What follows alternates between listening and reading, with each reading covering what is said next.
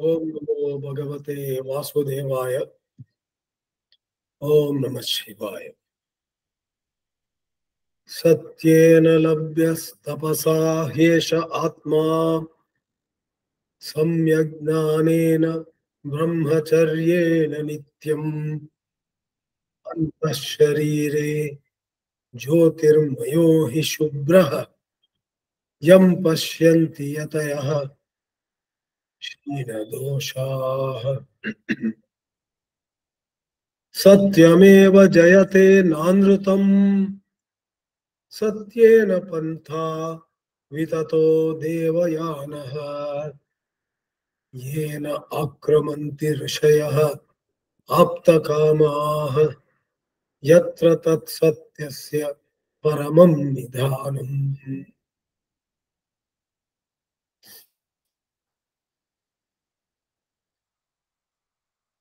ನಮ್ಮ ದೇಶದ ರಾಷ್ಟ್ರ ಮುದ್ರೆಯಲ್ಲೂ ಕೂಡ ಕಂಡುಬರುವಂತಹ ಸತ್ಯಮೇವ ಜಯತೆ ಅನ್ನುವ ವಾಕ್ಯ, ಸತ್ಯವೇ ಗೆಲ್ಲುತ್ತದೆ ಅನ್ನುವಂತಹ ಹೇಳಿಕೆ ಯಾವ ಉಪನಿಷತ್ತಿನಲ್ಲಿ ಕಂಡು ಬರ್ತದೆಯೋ ಆ ಅಥರ್ವ ವೇದದ ಮುಂಡಕೋಪನಿಷತ್ತಿನ ಅದೇ ವಲ್ಲಿಯಲ್ಲಿ ಅಥವಾ ಅದೇ ಖಂಡದಲ್ಲಿ,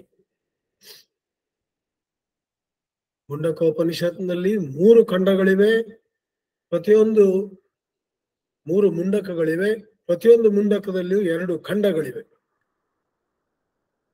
3ನೇ ಮುಂಡಕದ ಮೊದಲನೇ ಖಂಡದಲ್ಲಿಯೇ ಸತ್ಯದ ಪ್ರಶಂಸೆ ಇದೆ.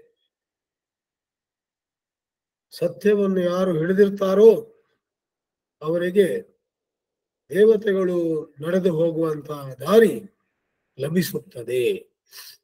ಸುತ್ತಿ ಬಳಸಿ ಸತ್ಯವೇ ಗೆಲ್ಲುತ್ತದೆ ಅನ್ನೋದಾಗಿ ಹೇಳ್ತಾರೆ. ಆ ಒಂದು ಖಂಡದಲ್ಲಿ 3ನೇ ಮುಂಡಕ, ಮೊದಲನೇ ಖಂಡ, ಮೊದಲನೇ ಮಂತ್ರದಲ್ಲಿಯೇ ಇವತ್ತು ನಾವು ಎತ್ಕೊಂಡಿರುವಂತಹ ವಿಷಯ ಬರುತ್ತೆ. ಏನನ್ನು ತಿನ್ನದಿರುವ ನಗುಮುಖದ ಹಕ್ಕಿ. ಇದೊಂದು ವಿಪರ್ಯಾಸವಾಗಿ ತೋರಿ ಬರುತ್ತೆ ನಮ್ಗೆ. ಸಾಮಾನ್ಯವಾಗಿ ಯಾರು ಏನೋ ಸಿಹಿ ತಿಂಡಿಯನ್ನ ತಿಂದ್ರು, ಮುಖ ಅರಳಿದೆ, ಮಕ್ಕಳು ಐಸ್ ಕ್ರೀಮ್ ತಿಂದ್ರು, ಮುಖದಲ್ಲಿ ಮಂದಹಾಸ ತೋರಿ ಬರುತ್ತೆ, ದೊಡ್ಡವರು ಕೂಡ ಯಾವುದೋ ಚುನಾವಣೆಯಲ್ಲಿ ಗೆದ್ರು, ಆಹಾ ಅವರ ಮುಖದಲ್ಲಿ ಅಂತ ಒಂದು ನಗೆ. ಇದೆಲ್ಲ ಸಾಮಾನ್ಯ. ಆದರೆ ಮುಂಡಕೋಪನಿಷತ್ನಲ್ಲಿ ಹೇಳುವಂತಹ ಮಾತು ಬಹಳ ವಿಚಿತ್ರವಾದದ್ದು, ವಿಪರೀತವಾದದ್ದು ಅಥವಾ ವಿಲಕ್ಷಣವಾದದ್ದು. ವಿಲಕ್ಷಣ ಅಂದ್ರೆ ಅದರ ಲಕ್ಷಣ ಬೇರೆ ರೀತಿ. ಇಂಗ್ಲಿಷ್ನಲ್ಲಿ ಯುನೀಕ್ ಅಂತೇಳಿ. A unique situation. ಆ ಪಕ್ಷಿ ಏನನ್ನು ತಿನ್ನೋದಿಲ್ಲ, ಏನನ್ನು ತಿನ್ನದಿದ್ದರೂ ಕೂಡ ಅಬ್ಬಾ ಆ ಪಕ್ಷಿಯ ಮುಖದಲ್ಲಿರುವಂತಹ ನಗೆಗಿಂತ ಹೆಚ್ಚಾಗಿ ಕಾಂತಿಗಿಂತ ಹೆಚ್ಚಾಗಿ ತೋರಿ ಬರುವ ಆತ್ಮವಿಶ್ವಾಸ, ಎಲ್ಲಕ್ಕಿಂತ ಹೆಚ್ಚಾಗಿರುವಂತಹ ನಿರ್ಭಯತೆ ಮತ್ತು ಒಳಗಿನ ಒಂದು ಮುಕ್ತತೆ.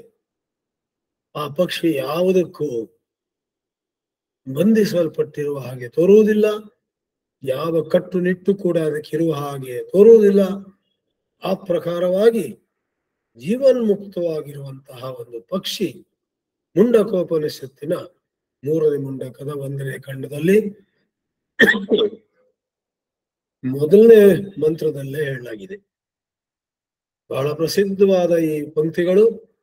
ದ್ವಾ ಸುಪರ್ಣ ಸಯುಜಾ ಸಖಾಯ ಸಮಾನ ವೃಕ್ಷಂ ಪರಿಷಸ್ವ ಜಾತೆ ತಯೋರನ್ಯಃ ಪಿಪ್ಪಲಂ ಸ್ವಾದು ಅತ್ತಿ ಅನಶ್ನನ್ನನ್ಯಃ ಅಭಿಚಾಕಶೀತಿ.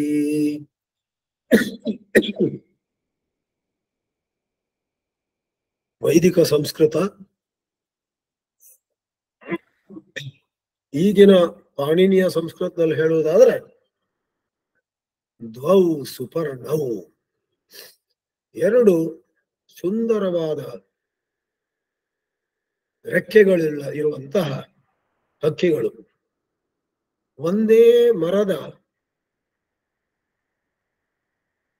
ರೆಂಬೆಯ ಮೇಲೆ ಕೂತಿದ್ದಾವೆ. ಅವುಗಳಲ್ಲಿ ಒಂದು ತಯೋಹೋ ಅನ್ಯಃ, ಅನ್ಯಃ ಅಂದ್ರೆ ಒಂದು ಅಂತ ಅರ್ಥ. ಅವುಗಳಲ್ಲಿ ಒಂದು ಕೆಲವೊಮ್ಮೆ ಸಿಹಿಯಾದ ಹಣ್ಣನ್ನು ತಿಂತಾ ಇದೆ, ಕೆಲವೊಮ್ಮೆ ಕಹಿಯಾದ ಹಣ್ಣನ್ನು ತಿಂತಾ ಇದೆ. ಬಹುಶಃ ಕಹಿಯಾದ ಹಣ್ಣು ಸಿಗುವುದು ಹೆಚ್ಚು, ಸಿಹಿಯಾದ ಹಣ್ಣು ಸಿಗುವುದು ಅಪರೂಪ.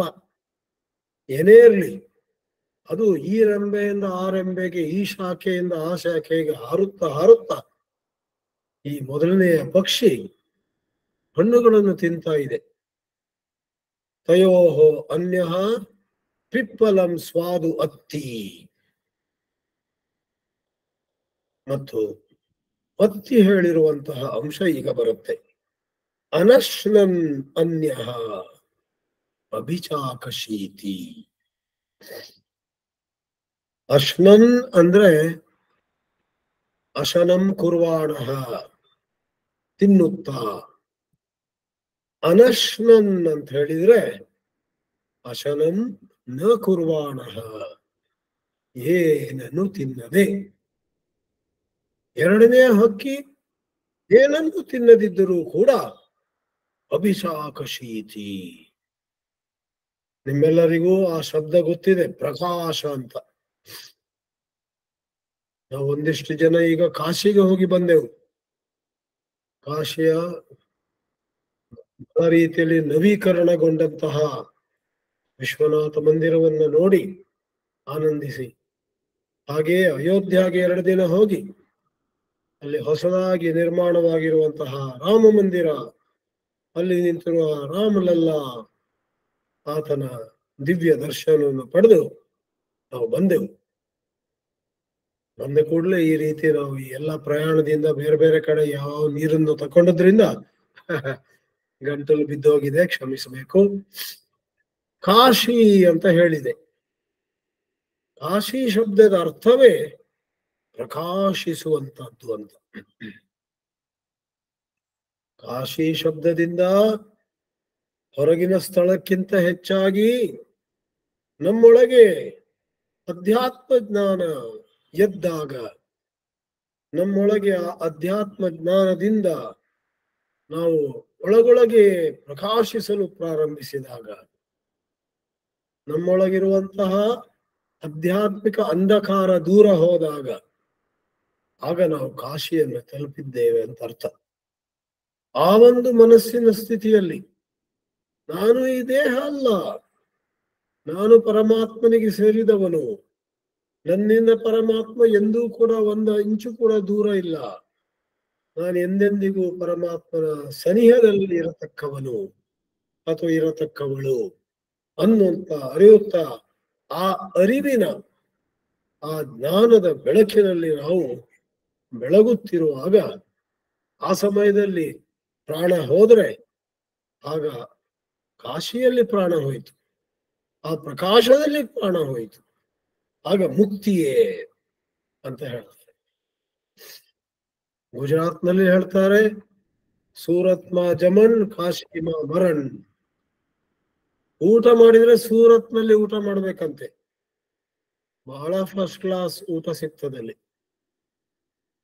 ಮತ್ತೆ ಸಾಯ್ಬೇಕಾದ್ರೆ ಬಹಳ ಉತ್ತಮವಾದ ಸ್ಥಳ ಕಾಶಿ, ಕಾಶಿಯಲ್ಲಿ ಹೋಗಿ ಸಾಯ್ಬೇಕಂತೆ.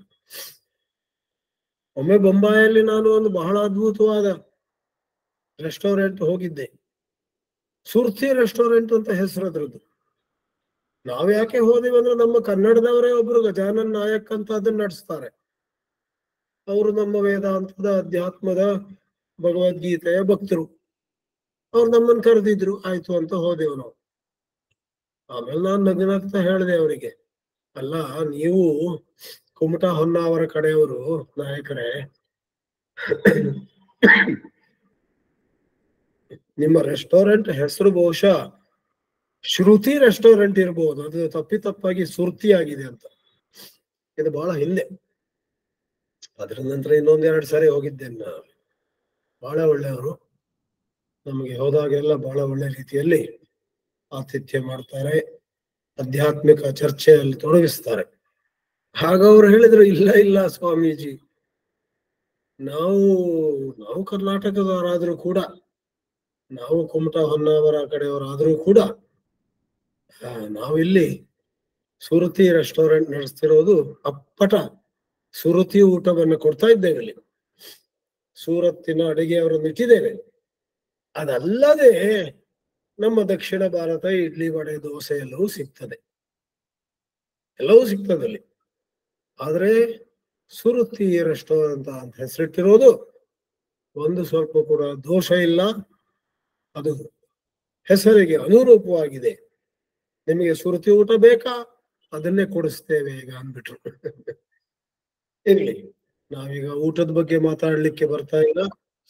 ಆದ್ರೆ ಅದ್ರ ವಿರುದ್ಧವಾದಂತಹ ಏನನ್ನು ತಿನ್ನದಿರುವ ಹಕ್ಕಿ ಅದು ಹೇಗೆ ನಗುನಗುತ್ತಾ ಇದೆಯೋ ಅನ್ನುವುದನ್ನ ವಿಚಾರಿಸಲು ಹೊರಟಿದ್ದೇವೆ. ಕಾಶಿ ಮಾಮರನ್, ಕಾಶಿಯಲ್ಲಿ ಸಾಯುವುದಂತೆ ಅಂದ್ರೇನು? ಇಲ್ಲಿ ಹೇಳಿದೆ, ಅನಶ್ನನ್ ಅನ್ಯಃ ಅಭಿಚಾಕಶೀತಿ. ಕಶ್ ಧಾತು, ಕಾಶ್ ಧಾತು, ಅದು ಅಭಿಚಾಕಶೀತಿ ಅಂತ ಆಗುತ್ತೆ. ಮತ್ತೆ ಮತ್ತೆ ಅದರ ಮುಖದಲ್ಲಿ ಪ್ರಕಾಶ ಹೊರ ಹೊಮ್ಮುತ್ತಾ ಇದೆ ಅಂತರ್ಥ. ಇದೇನು ಬಹಳ ಸೋಜಿಗದ, ಬಹಳ ವಿಚಿತ್ರವಾದ ದೃಷ್ಟಾಂತವಾಯ್ತಲ್ಲ. ಅಧ್ಯಾತ್ಮ ಅಂದ್ರೆ ಹಾಗೆ ಸ್ವಾಮಿ. ಅಧ್ಯಾತ್ಮದಲ್ಲಿ ನೀವೆಲ್ಲ ಕಡೆ ನೋಡುವುದನ್ನ ಹೇಳಿದ್ರೆ ಅಲ್ಲಿ ಏನು ವಿಶೇಷ ಉಂಟು? ಎಲ್ಲಿ ನೀವು ನೋಡ್ಲಿಕ್ಕೆ ಸಿಗುವುದಿಲ್ವೋ ಅದನ್ನ ಅಧ್ಯಾತ್ಮ ಹೇಳುತ್ತೆ. ಎಲ್ಲಾ ಕಡೆಯಲ್ಲಿ ನೀವು ಅಶ್ವತ್ಥ ವೃಕ್ಷವನ್ನು ನೋಡ್ತೀರ, ಬೇರುಗಳು ಕೆಳಗಿರ್ತವೆ, ಶಾಖೆಗಳು ಮೇಲಿರ್ತವೆ. ಆದ್ರೆ ಕಠೋಪನಿಷತ್ತಲ್ಲಿ ಮತ್ತು ಭಗವದ್ಗೀತೆಯಲ್ಲಿ ಊರ್ಧ್ವ ಮೂಲಂ ಅಧಶಾಖಂ ಅಶ್ವತ್ಥಂ ಪ್ರಾಹುರವ್ಯಯಂ ಅಂತ ಮಾತು ಬರುತ್ತೆ. ಊರ್ಧ್ವ ಮೂಲ ಅವಾಕ್ಷಾಖ ಯಶೋಶ್ವತ್ಥ ಸನಾತನ ಅಂತ ಬರುತ್ತೆ. ಇದೆಯಂತ ವಿಚಿತ್ರ ಸ್ವಾಮಿ. ಬೇರುಗಳು ಮೇಲಿದೆಯಂತೆ, ಶಾಖೆಗಳು ರೆಂಬೆ ಕೊಂಬೆಗಳೆಲ್ಲ ಕೆಳಗಿವೆಯಂತೆ. ಹೌದ್ರಿ, ಹೌದು. ಅಧ್ಯಾತ್ಮದಲ್ಲಿ ಹಾಗೆ. ಸಾಮಾನ್ಯವಾಗಿ ನೀವೆಲ್ಲ ಹೊರಗೆ ನೋಡ್ತಾ ಇರ್ತೀರ, ಎಲ್ಲಿ ಏನಾದ್ರು ತಿನ್ಲಿಕ್ಕೆ ಸಿಗ್ತದೆ, ಎಲ್ಲಿ ಏನಾದ್ರು ಕುಡಿಲಿಕ್ಕೆ ಸಿಗ್ತದೆ, ಎಲ್ಲಿ ಯಾರಾದ್ರೂ ನಾವು ಒಂದು ಪದವನ್ನು ಗಳಿಸಿ ಹೆಚ್ಚು ಪ್ರಸಿದ್ಧರಾಗಬಹುದು, ಎಲ್ಲಿ ನಮ್ಮನ್ನು ನಾವು ಮೆರೆಸ್ಕೊಳ್ಬಹುದು, ಎಲ್ಲಿ ವಿಖ್ಯಾತರಾಗಬಹುದು ಅಂತ ಬಹಿರ್ಮುಖರಾಗಿರ್ತೇವೆ. ಆದ್ರೆ ಆ ಸ್ಥಳದಲ್ಲಿ ಅಂತರ್ಮುಖರಾಗುವಂತಹದ್ದೇ ವಿಶೇಷ. ಆದ್ರಿಂದ ವಿಷ್ಣು ಸಹಸ್ರನಾಮದಲ್ಲಿ ಒಂದು ಭಗವಾನ್ ಮಹಾವಿಷ್ಣುವಿನ ಹೆಸರಿದೆ, ಅದೋಕ್ಷಜಃ ಅಂತ. ಅಕ್ಷ ಅಂತ ಹೇಳಿದ್ರೆ ಬರೇ ಕಣ್ಣಲ್ಲ, ಕಮಲಾಕ್ಷ ಅಂದ್ರೆ ಕಮಲದಂತ ಕಣ್ಣಿರುವವನು. ಅದೇನೋ ಸರಿ, ಆದ್ರೆ ಅಕ್ಷ ಅಂತ ಹೇಳಿದ್ರೆ ಕಣ್ಣು ಮತ್ತು ಇತರ 4 ಜ್ಞಾನೇಂದ್ರಿಯಗಳು, ಸೆನ್ಸ್ ಆರ್ಗನ್ಸ್. ಹೊರಗೆ ಅಥವಾ ಮೇಲ್ಗಡೆ ಹೋಗುವಂತಹದ್ದು ಒಂದು, ಎಲ್ಲ ಕಡೆ ಅದೇ ನೋಡ್ತೇವೆ. ಆದ್ರೆ ಒಳಗೆ ಅಥವಾ ಕೆಳಗೆ ಹೋಗುವಂತಹದ್ದಂದ್ರೆ ಅಂತರ್ಮುಖತ್ವ. ಯಾರು ಕೂಡ ಅವಸರವಾಗಿ ಅಂತರ್ಮುಖತ್ವವನ್ನು ಅಭ್ಯಸಿಸಬೇಕಂತ ಇಲ್ಲಿ ಹೇಳ್ತಾ ಇಲ್ಲ. ಅದು ಎಲ್ಲರಿಗೂ ಸಾಧ್ಯವೂ ಇಲ್ಲ. ಆಶ್ರಮ ಸೇರಿದವರಿಗೂ ಕಷ್ಟ ಅದು. ಎಲ್ಲರೂ ಕೂಡ ಒಂದಿಷ್ಟು ಐಹಿಕ ಸುಖವನ್ನು ಅನುಭವಿಸಲೇಬೇಕು. ಎಲ್ಲರೂ ಕೂಡ ಒಂದಿಷ್ಟು ಉಪ್ಪು ಖಾರ ತಿನ್ಲೇಬೇಕು. ಈಜಲಿಕ್ಕೆ ಕಲಿಯುವವರು ಒಂದಿಷ್ಟು ನೀರು ಕುಡಿಲೇಬೇಕು. ಎಲ್ಲರೂ ಕೂಡ ಬದುಕಿನ ಇತಿಮಿತಿಗಳನ್ನು ಅರ್ಥ ಮಾಡಿಕೊಳ್ಳಲೇಬೇಕು. ಜನ್ಮ ವ್ಯಾಧಿ ಜರ ದುಃಖ ದೋಷಾನು ಚಿಂತನಂ ಅಂತ 13ನೇ ಅಧ್ಯಾಯದಲ್ಲಿ ಭಗವಂತ ಶ್ರೀಕೃಷ್ಣ ಹೇಳ್ತಾನೆ. ಜನ್ಮದಲ್ಲಿರುವ ದುಃಖ, ಜರೆ ಮುಪ್ಪಿನಲ್ಲಿರುವಂತಹ ದುಃಖ, ವ್ಯಾಧಿಯಲ್ಲಿರುವಂತಹ ದುಃಖ, ಮೃತ್ಯುವಿನಲ್ಲಿರುವಂತಹ ದುಃಖ, ಜನ್ಮ ಮೃತ್ಯು ಜರಾ ವ್ಯಾಧಿ ದುಃಖ ದೋಷಾನುದರ್ಶನಂ. ಆಸಕ್ತಿ ಆಗ ಅಸಂಗ, ಆಗ ನಿಜವಾದ ವೈರಾಗ್ಯ ಬರುತ್ತೆ. ನಾವು ಕಣ್ಣಾರೆ ಕಂಡಾಗ ಆವಾಗ ಕೆಲವೆಲ್ಲ ಸೂತ್ರಗಳು, ಬದುಕಿನ ಸೂತ್ರಗಳು ಬದಲಾಗ್ತವೆ. ಮೇಲಿದ್ದದ್ದು ಕೆಳಗೆ ಹೋಗ್ತವೆ, ತಲೆ ಕೆಳಗೆ ಕಾಲ ಮೇಲಾಗ್ತದೆ, ಕಾಲ ಮೇಲಾಗ್ತದೆ. Lots of things turn upside down when you and I receive ವೈರಾಗ್ಯ. ವೈರಾಗ್ಯ ಬಂದಾಗ ನಮಗೆ ಸುಖ ಸಿಗುವುದು ಇನ್ನೊಂದು ದಿಕ್ಕಿನಿಂದ. ಅದೋಕ್ಷಜ ಅನ್ನುವ ಅರ್ಥವೇನು? ಅಕ್ಷವೇ ಮೊದಲಾದ 5 ಇಂದ್ರಿಯಗಳು ಅದಹ ಒಳಗೆ ತಿರುಗಿದಾಗ ಜಾಯತೆ, ಯಾವ ಜ್ಞಾನವು ಉಂಟಾಗುತ್ತೋ ಅಂತಹ ಜ್ಞಾನವನ್ನು ಕೊಡುವವನು ಈ ಮಹಾವಿಷ್ಣು. ನಾವು ನಮ್ಮ ಇಂದ್ರಿಯಗಳನ್ನ ಸ್ವಲ್ಪ ಸ್ವಲ್ಪವೇ, ಬೆಳಿಗ್ಗೆ ಸ್ವಲ್ಪ, ಸಾಯಂಕಾಲ ಸ್ವಲ್ಪ, ಅಲ್ಲಿ ಸ್ವಲ್ಪ, ಇಲ್ಲಿ ಸ್ವಲ್ಪ, ನಮ್ಮ ಇಂದ್ರಿಯಗಳನ್ನು, ನಮ್ಮ ಮನಸ್ಸನ್ನ ಒಳಗೆ ತಿರುಗಿಸ್ಕೊಂಡು ಹೋದ್ರೆ ಆಗ ಮಹಾವಿಷ್ಣು, ಈ ಹುಡುಗಿ, ಈ ಹುಡುಗ ಸಾಧನೆ ಮಾಡ್ತಿದ್ದಾನೆ, ನನ್ನ ಅನುಗ್ರಹ ಉಂಟು ಅವಳ ಜೊತೆ, ಅವನ ಜೊತೆ ಅನ್ನೋದಾಗಿ ಅವನು ತನ್ನ ವರದ ಹಸ್ತವನ್ನ ಎತ್ತುತ್ತಾನೆ. ಅಂತಹ ಅದಹ ಅಕ್ಷಃ ಜಹ, ಇಂದ್ರಿಯಗಳು ಒಳಗೆ ತಿರುಗಿದಾಗ ಉಂಟಾಗುವ ಜ್ಞಾನವನ್ನು ಅನುಗ್ರಹಿಸುವವನು ಅದೋಕ್ಷಜ. ಈ ರೀತಿಯಲ್ಲಿ ಆಚಾರ್ಯರು, ಶಂಕರರು, ಮಾಧ್ವರು, ರಾಮಾನುಜರೆಲ್ಲರೂ ಕೂಡ ಅರ್ಥ ಕೊಟ್ಟಿದ್ದಾರೆ ಆ ಶಬ್ದಕ್ಕೆ, ಅದೋಕ್ಷಜ ಅಂತ. ಹಾಗೆ ಇಲ್ಲಿ ಹೇಳಿದ್ದೀವಿ, ಅನಶ್ನನ್ ಅನ್ಯ ಅಭಿಚಾಕಶೀತಿ. ವಾವ್, ಎಂತ ಒಂದು ಬಿರುಸು ಮಾತಂತೀರ. ಇದು ಹೆಚ್ಚು ಜನರಿಗೆ ಸಂಸ್ಕೃತ ಗೊತ್ತಿದ್ರೆ ಅಥವಾ ಸಂಸ್ಕೃತವೇ ಬರ್ಬೇಕಂತಿಲ್ಲ, ಹೆಚ್ಚೆಚ್ಚು ಜನರು ಹಿಂದೂ ಧರ್ಮವನ್ನ ಸ್ವಲ್ಪ ಸ್ವಲ್ಪ ಅಧ್ಯಯನ ಮಾಡುವವರಾಗಿದ್ರೆ, ಈಗ ಸ್ವಾಮಿ ಎಷ್ಟೋ ಮಂದಿ ಏನೆಲ್ಲಾ ಓದ್ಕೊಂಡಿರ್ತಾರೆ, ಆದ್ರೆ ಹಿಂದೂ ಧರ್ಮದ ABC ಅವ್ರಿಗೆ ಗೊತ್ತಿರುವುದಿಲ್ಲ. ಆದ್ರಿಂದಲೇ ಈ ಸನಾತನ ಧರ್ಮ ಅನ್ನುವಂತಹದ್ದು ಅಪಾಯಕ್ಕೆ ಈಡಾಗಿದೆ. ಸನಾತನ ಧರ್ಮದ ನಿಂದೆ ನಡೀತಾ ಇದೆ, ಅಪಹಾಸ ಉಂಟಾಗ್ತಾ ಇದೆ. ಅದರ ಬಗ್ಗೆ ಬಹಳ ಹೀಯಾಳಿಸುವವರು ಸಿಗ್ತಾರೆ. ಹಿಂದೂಗಳ ಮಧ್ಯದಲ್ಲಿ ಅರ್ಧಕ್ಕರ್ಧ ಜನ ಯಾಕೆ ಸ್ವಾಮಿ ಈ ಧರ್ಮ ಯಾಕೆ ಬೇಕು, ಇದೆಲ್ಲ ಯಾಕೆ ತಲೆ ಹರಟೆ ಅಂತ ಮಾತಾಡೋರಿದ್ದಾರೆ. ಯಾಕೆ ಹಾಗೆ ಮಾತಾಡ್ತಾರೆ ಗೊತ್ತೇ? ಅವರಿಗೆ ಹಿಂದೂ ಧರ್ಮದ ಬಗ್ಗೆ ಅರಿವೇ ಇಲ್ಲ. ಅರಿವಿಲ್ಲದಿದ್ರೂ ತೊಂದರೆ ಇಲ್ಲ. ಇನ್ನೊಂದು ದೊಡ್ಡ ಅಪಾಯ, ಅವರಿಗೆ ಹಿಂದೂ ಧರ್ಮದ ಬಗ್ಗೆ ತಪ್ಪು ತಿಳುವಳಿಕೆ ತುಂಬ. ಹಿಂದೂ ಧರ್ಮ ಮತ್ತೇನೆಲ್ಲ ಬರೇ ಜಾತಿ ವ್ಯವಸ್ಥೆ ಅಂದ್ಬಿಡ್ತಾರೆ ಕೆಲವರು. ಕೃಷ್ಣ ಜಾತಿ ವ್ಯವಸ್ಥೆ ಅನ್ನುವಂತಹದ್ದು ಹಿಂದೂ ಧರ್ಮದ ಒಂದು ಅಂಶ ಇರಬಹುದು. ಅದನ್ನು ನೀವು ಸರಿಯಾಗಿ ಅರ್ಥ ಮಾಡ್ಕೊಳ್ಳಿಲ್ಲ. ಅದ್ರ ಬಗ್ಗೆ ಗಮನ ಕೊಟ್ಟರು ಕೂಡ ಅದು ಒಂದು ಹೊರ ಸಾಮಾಜಿಕ ವ್ಯವಸ್ಥೆ ಹೊರತು ಸನಾತನ ಧರ್ಮದ ಕೇಂದ್ರ ಭಾಗ ಅಲ್ಲ. ಗೋಪೂಜೆ ಸನಾತನ ಧರ್ಮ ಅಂತ ಹೇಳಿದ್ರೆ ಅದು ಕೂಡ ಮುಖ್ಯ ಅಂಶವಲ್ಲ. ಯಾರೋ ಒಬ್ಬ ಹೇಳಿದಂತೆ 3 Kಗಳು, 3 Ks. ಇಂಗ್ಲಿಷ್ ನಲ್ಲಿ ಅಕ್ಷರ ಇದೆಯಲ್ಲ ಕೆ, ಯಾವುದದು? ಕಾಸ್ಟ್, ಕೌ ಅಂಡ್ ಕರ್ಮ ಅಂದಂತೆ. ಹಿಂದೂ ಧರ್ಮ ಮತ್ತೇನಲ್ಲ, ಕಾಸ್ಟ್, ಕೌ ಅಂಡ್ ಕರ್ಮ. ಕೃಷ್ಣ ಆ ಪ್ರಕಾರ ಹೇಳುವವರಿಗೆ ನಾವೇನ್ ಹೇಳ್ಬೇಕು? ಅವರು ಹಿಂದೂ ಧರ್ಮವನ್ನ ಸ್ವಲ್ಪ ಆಳವಾಗಿ ನೋಡೇ ಇಲ್ಲ. ದೂರದಿಂದ ನೋಡಿದ್ರು, ಆಮೇಲೆ ತಮ್ಮದೇ ಲೆಕ್ಕಾಚಾರ ಹಾಕ್ಬಿಟ್ಟಿದ್ದಾರೆ. ತಪ್ಪು. ಕಾಸ್ಟ್, ಕೌ ಅಂಡ್ ಕರ್ಮ ಇವುಗಳನ್ನು ಅರ್ಥ ಮಾಡ್ಕೊಳ್ಳಿಕ್ಕಿದೆ. ಆದ್ರೆ ಅವುಗಳಿಂದ ಮೀರಿರುವಂತಹ, ತುಂಬ ಮೀರಿರುವಂತಹ ಅಂಶಗಳಿವೆ. ಇಲ್ಲಿ ಹೇಳ್ತಿದ್ದೇವೆ, ಒಬ್ಬ ಸಾಧಕ ಸಾಧನೆ ಮಾಡಿದ ಹಾಗೆ ಅವನ ಕೆಲವು ಸೂತ್ರಗಳು ಬದಲಾಯಿಸ್ತವೆ. ಹಿಂದೆ ಅವನಿಗೆ ಸುಖ ಅಂತ ಹೇಳಿದ್ರೆ ಹೊರ ವಿಷಯಗಳಿಂದಲೇ, ಇವಾಗ ಅವನಿಗೆ ಸುಖ ಸಿಗುವುದು ಆತ್ಮಚಿಂತನೆಯಲ್ಲಿ.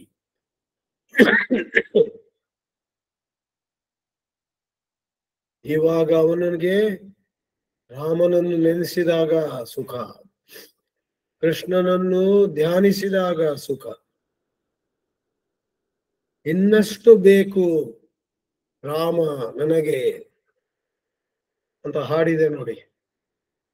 ಇನ್ನಷ್ಟು ಬೇಕನ್ನ ಹೃದಯಕ್ಕೆ ರಾಮ, ಹೇ ರಾಮ ನನ್ನ ಹೃದಯಕ್ಕೆ ನೀನು ಇನ್ನೂ ಹೆಚ್ಚು ಹೆಚ್ಚು ಬೇಕು ಅಂತ. ಗಜಾನನ ಶರ್ಮ ಅನ್ನುವಂತಹ ಸಾಗರ ಕಡೆಯವರು ಅದ್ಭುತವಾದ ಆ ಕವಿತೆಯನ್ನು ಬರೆದರು.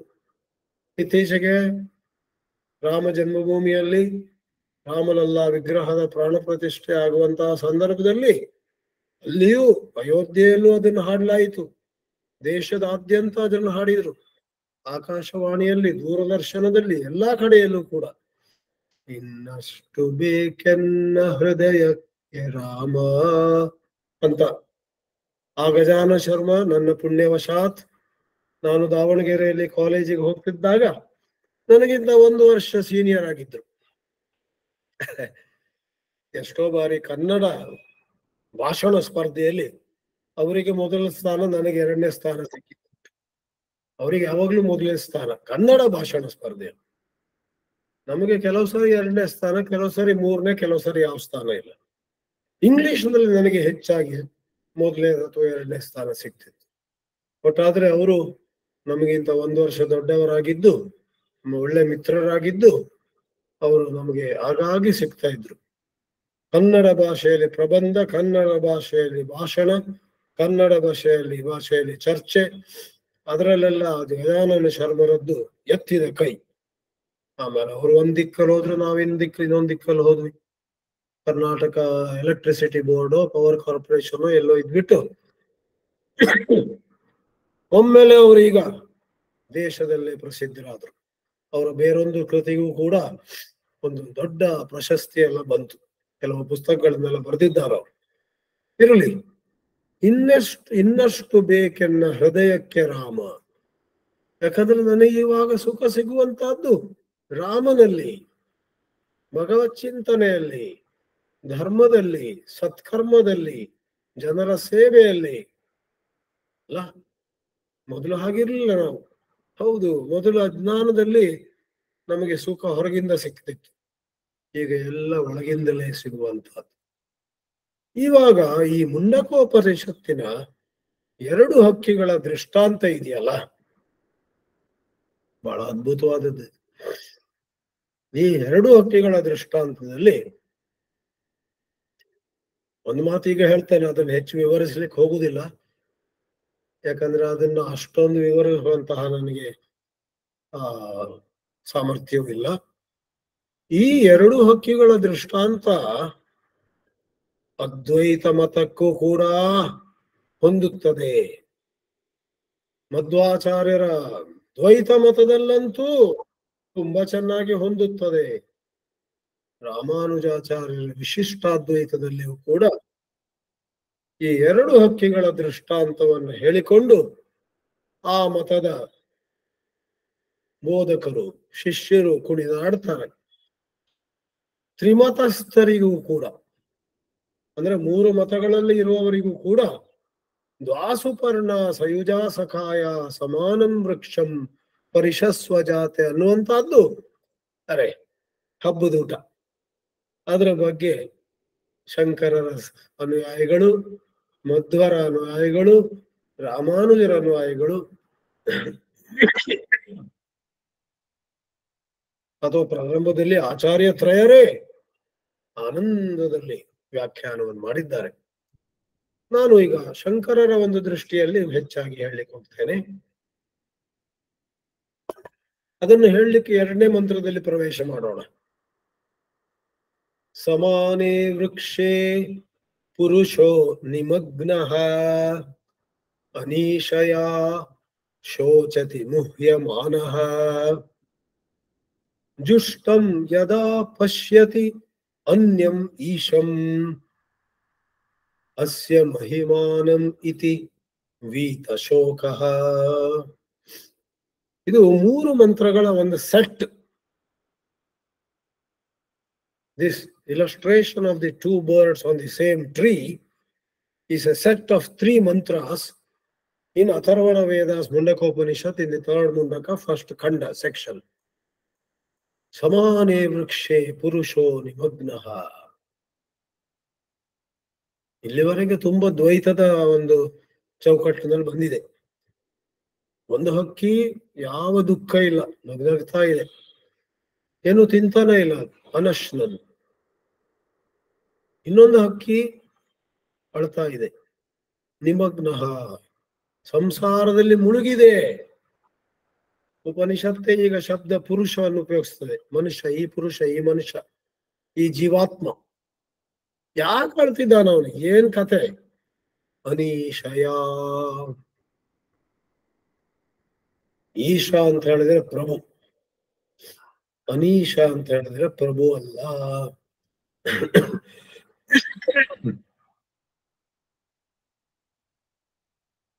ನಾವು ಪ್ರಭು ಅಲ್ಲ. ಯಾವುದೋ ಪರಿಸ್ಥಿತಿಯಲ್ಲಿ ನಮ್ಮ ಮಾತಿಗೆ ಬೆಲೆ ಇಲ್ಲ, ನಮಗೆ ಯಾವ ಶಕ್ತಿ ಇಲ್ಲ, ನಾವು ಹೇಳಿದ್ದನ್ನ ಯಾರು ಕೇಳುವುದಿಲ್ಲ, ನಮಗೇನೋ ಬೇಕಂದ್ರೆ ಯಾರು ನಮ್ಮನ್ನು ನೋಡುವುದೂ ಇಲ್ಲ, ಮುಖ ಆ ಕಡೆ ಮಾಡ್ತಾರೆ. ಅಂತ ಪರಿಸ್ಥಿತಿ ಅನೀಶಾ ಅಂತ ಹೇಳ್ಬೋದು. ಅನೀಶಯ ಅಂತ ಒಂದು ದೌರ್ಬಲ್ಯದ, ದೌರ್ಭಾಗ್ಯದ ಸ್ಥಿತಿಯಲ್ಲಿದ್ದು ಈ ಜೀವಾತ್ಮ ನಿಮಗ್ನಃ, ಅದರಲ್ಲಿ ಮುಳುಗಿದ್ದು, ಶೋಚತಿ. ಶೋಚತಿ ಅಂತ ಹೇಳಿದ್ರೆ ಶೋಕವನ್ನ ಅನುಭವಿಸ್ತದೆ. ಅಯ್ಯೋ, ಹೀಗಾಯ್ತಲ್ಲ ನನಗೆ, ಯಾರಿಗೂ ಆಗಬಾರದು ನನಗಾಯ್ತಲ್ಲ, ಇದು ನನ್ನ ಶತ್ರುಗಳಿಗೂ ಆಗಬಾರ್ದಿತ್ತು. ಕೃಷ್ಣ, ಹೇ ರಾಮ, ಓ ದೇವ್ರೇ, ಶೋಚತಿ. ಆದ್ರೆ ಒಂದು ಕಡೆ ಅಷ್ಟು ಅಳುತ್ತಿರುವಂತವನು ಅಥವಾ ಅಳುತ್ತಿರುವವಳು ಹಾಗಂದ ಮಾತ್ರಕ್ಕೆ ತನಗಿರುವಂತಹ ಬಗೆ ಬಗೆಯ ಮೋಹವನ್ನು ಬಿಟ್ಟಿದ್ದಾನೋ? ಇಲ್ಲ ಇಲ್ಲ. ಮುಹ್ಯಮಾನಃ. ಮುಹ್ಯಮಾನಃ ಅಂದ್ರೆ ಮತ್ತೆ ಮೋಹಕ್ಕೆ ಒಳಗಾಗ್ತಾ ಇದ್ದಾನೆ. ಎಂತ ಅವಸ್ಥೆ ನೋಡಿ. ನೀವು ಒಬ್ಬ ಮುದುಕನ ಬಗ್ಗೆ ಕೇಳಿರ್ಬೋದು. ಒಬ್ಬ ಮುದುಕ ಕಾಡಿನಲ್ಲಿ ಹೋಗ್ತಾ ಇದ್ದ. ಒಮ್ಮೆಲೆ ಏನೋ ಶಬ್ದ ಕೇಳ್ತಾವನಿಗೆ, ತನ್ನ ಹಿಂದೆ ಏನೋ ಶಬ್ದ ಇದೆ ಅಂತ. ಹಿಂದೆ ನೋಡ್ತಾನೆ, ಸ್ವಲ್ಪ ದೂರದಲ್ಲಿ ಒಂದು ಹುಲಿ ಬರ್ತಾ ಇದೆ. ಅಯ್ಯೋ ರಾಮ ಅಂತ ಓಡ್ತಾನ ಅವನು. ಕಾಲ್ ಜಾರಿ ಒಂದು ಬಾವಿಗೆ ಬೀಳ್ತಾನೆ. ಆ ಬಾವಿಗೆ ಗೋಡೆ ಇಲ್ಲ. ಹುಲಿ ಹಿಂದೆ ಹಿಂಬಾಲಿಸಿ ಬರ್ತಾ ಇದೆ. ಈ ಮುದುಕ ಬಾವಿಯಲ್ಲಿ ಬೀಳ್ತಾನೆ. ಆ ಬಾವಿಯಲ್ಲಿ ನೀರಿಲ್ಲ, ಬಹಳ ಆಳವಾಗಿದೆ ಬಾವಿ. ಆ ಬಾವಿಯ ಒಳಗೋಡೆಯಲ್ಲಿ ಎಷ್ಟೆಷ್ಟು ಗಿಡಗಳೆಲ್ಲ ಇವೆ, ರೆಂಬೆ ಕೊಂಬೆಗಳೆಲ್ಲ ಇವೆ. ಅವನು ಹಾಗೆ ಬೀಳ್ತಾ ಬೀಳ್ತಾ ಅದು ಏನೋ ಒಂದು ರೆಂಬೆಯನ್ನು ಹಿಡ್ಕೊಳ್ತಾನೆ. ಅಲ್ಲಿ ನೇತಾಡ್ತಿರ್ತಾನೆ. ನೇತಾಡ್ತಾ, ಅಯ್ಯೋ ಎಂತ ಗತಿ, ನನಗೀಗ ಏನಾಗತ್ತೆ? ಹಾಗೆ ನೋಡಿ ಮೇಲ್ ನೋಡ್ತಾನೆ. ಹುಲಿ ಮೇಲಿಂದ ಅವನನ್ನು ನೋಡ್ತಾ ಇದೆ. ಹೊರಗೆ ಬಾ, ನಿನ್ನನ್ನು ನೋಡ್ಕೊಳ್ತೇನೆ ಅಂತ. ಹೋ, ಮುದುಕ ಕೆಳಗೆ ನೋಡ್ತಾನೆ. ಒಂದು ಹೆಬ್ಬಾವಿದೆ ಅಲ್ಲಿ. ಕೈ ಬಿಟ್ಟು ಕೆಳಗೆ ಬಿದ್ರೆ ಆ ಹೆಬ್ಬಾವಿಗೆ ಹಸಿವಾಗಿದೆ. ಆ ಹೆಬ್ಬಾವು ಮುದುಕನನ್ನು ತಿಂದು ಬಿಡುತ್ತೆ. ಹೇಗೋ ಕಷ್ಟಪಟ್ಟು ಮೇಲೆ ಹತ್ತಿದ್ರೆ ಹುಲಿ ಅವನನ್ನು ತಿಂದು ಬಿಡುತ್ತೆ. ಮಧ್ಯದಲ್ಲಿ ನೇತಾಡ್ತಾ ಇದ್ದಾನೆ ಒಂದು ರೆಂಬೆಯನ್ನು ಹಿಡ್ಕೊಂಡು. ಆ ರೆಂಬೆ ಬಾವಿಯ ಒಳಗೋಡೆಗೆ ಅಂಟಿದೆ. ಆ ರೆಂಬೆ ಒಂದು ವೇಳೆ ತುಂಡಾದ್ರೆ ಹೋಯ್ತು, ಕತೆ ಮುಗೀತು. ಅಷ್ಟರಲ್ಲಿಯೂ ಕೂಡ ಬಹಳ ದುಃಖದಲ್ಲಿ, ಬಹಳ ಅಪಾಯದಲ್ಲಿ, ಬಹಳ ಸಂಕಟದಲ್ಲಿ ಇದ್ದವನು ಕೂಡ ಒಂದು ಗಮನಿಸ್ತಾನೆ. ಅವನಿಂದ ಸ್ವಲ್ಪ ದೂರಕ್ಕೆ ಏನೋ ಕೆಲವು ಹನಿಗಳು ಬೀಳ್ತಾ ಇವೆ ಅಂತೆ. ಇದೇನು ಹನಿಗಳು? What drops are these falling here? ನೋಡ್ತಾನೆ, ಅದು ಮತ್ತೇನಲ್ಲ, ಇವನಿಗಿಂತ ಒಂದು 20 ಅಡಿ ಮೇಲೆ ಇನ್ನೊಂದು ರೆಂಬೆಯಲ್ಲಿ ಒಂದು ಜೇನ್ ತಟ್ಟಿ ಇತ್ತು. ಇವನು ಬೀಳುವಾಗ ಆ ಜೇನ್ ತಟ್ಟಿಗೆ ಬಿ ಹಾಯ್ವು, ಅದಕ್ಕೆ ಡಿಸ್ಟರ್ಬ್ ಮಾಡಿದ್ದಾನೆ ಇವನು. ಅದರಿಂದ ಜೇನು, ಹನಿ ಇಸ್ ಫಾಲಿಂಗ್.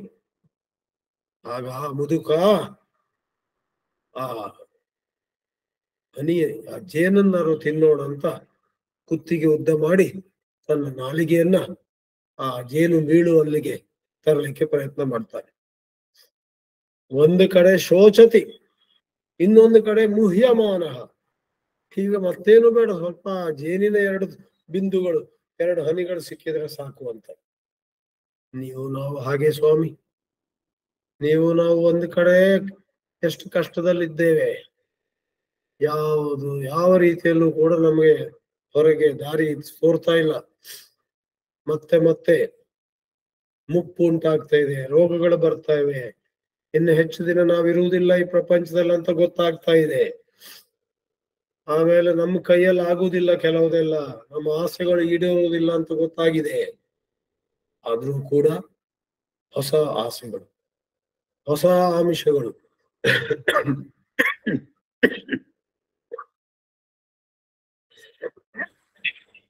ಹೊಸ ಕನಸುಗಳು ಬರ್ತಾ ಇರ್ತೇವೆ ನಮ್ಮಲ್ಲಿ. ವಿಚಿತ್ರವಾದ ಬದುಕಿದು. ಶೋಚತಿ ಮುಹ್ಯಮಾನ ವೃದ್ಧೋ ಯಾತಿ ಗೃಹೀತ್ವಾ ದಂಡಂ ತದಪಿನ ಮುಂಚತಿ ಆಶಾ ಪಿಂಡಂ ಅಂತ ಭಜಗೋವಿಂದಮ್ಮ ಹೇಳಾಗಿದೆ. ಒಬ್ಬ ಮುದುಕ ನಡಿಲಿಕ್ಕೆ ಕೋಲಿಟ್ಕೊಂಡು ಹೋಗ್ತಾನಂತೆ. ವೃದ್ಧೋ ಯಾತಿ ಗೃಹೀತ್ವಾ ದಂಡಂ, ಆದರೂ ತದಪಿ ನ ಮುಂಚತಿ ಆಶಾ ಪಿಂಡಂ.